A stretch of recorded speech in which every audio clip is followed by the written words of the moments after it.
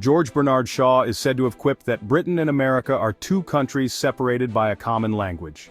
But around the holidays there is at least one more way in which these two nations differ.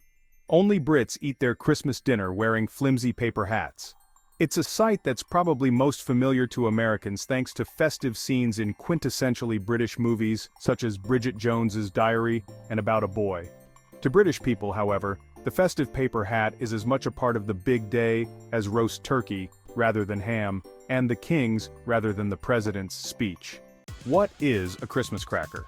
These crown-shaped paper hats are found inside Christmas crackers, traditional festive novelties, far more popular in the UK than the US, that are typically placed on the Christmas dining table or hidden among the decorations on the Christmas tree. Each one consists of a small cardboard tube containing an array of silly throwaway prizes, including a paper hat, which is in turn wrapped inside a longer roll of brightly colored paper, and often fastened with decorative ribbons or foil bows. Running through the cracker is a thin, firecracker-like banger, containing a tiny explosive patch of a friction-sensitive chemical called silver fulminate. When the time comes, neighboring diners at the Christmas dinner table grab one end of the cracker and wrench it apart, with the banger producing a loud crack sound as it snaps open. The winner is the person whose side of the torn cracker remains attached to the tube that contains the prizes, which they then get to keep. A brief history of Christmas crackers. Christmas crackers date back to the mid-1800s, when a London confectioner named Tom Smith first began adding paper mottos, originally short love poems, into packets of sugared almonds that he sold in twisted tissue paper packets from his shop on Goswell Road in Clerkenwell. The idea of adding an explosive crack to the equation apparently came to Smith when he heard the loud pop of a log burning in his fireplace, and he spent years concocting a way to safely replicate the surprising sound in his novelty bonbon packets.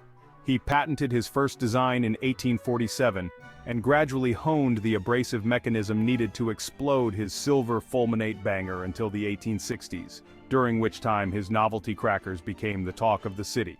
By the end of the 19th century, his business was employing some 2,000 staff. Adding the crown. Smith may have come up with both the Christmas cracker itself and its eponymous crack, but it was apparently his son who added the paper hat into the mix, alongside a handful of other novelty items. The prizes included in Smith's crackers needed to be light and compact, so in that respect a tissue paper hat might seem like a sensible choice. But why make it crown-shaped? The festive crown actually has a far longer heritage than the Christmas crackers in which it's now found. According to the BBC, the hat wearing can be traced to the ancient Roman Saturnalia festival held in mid-December, which also involved decorative headgear.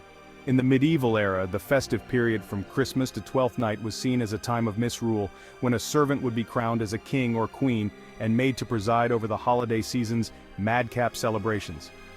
It seems that the addition of the paper crown to the Christmas cracker in the 1800s may have been a jokey nod to this age-old tradition of festive misrule, which we've maintained ever since. If you enjoyed this video, don't forget to hit the subscribe button for more fascinating insights into holiday traditions.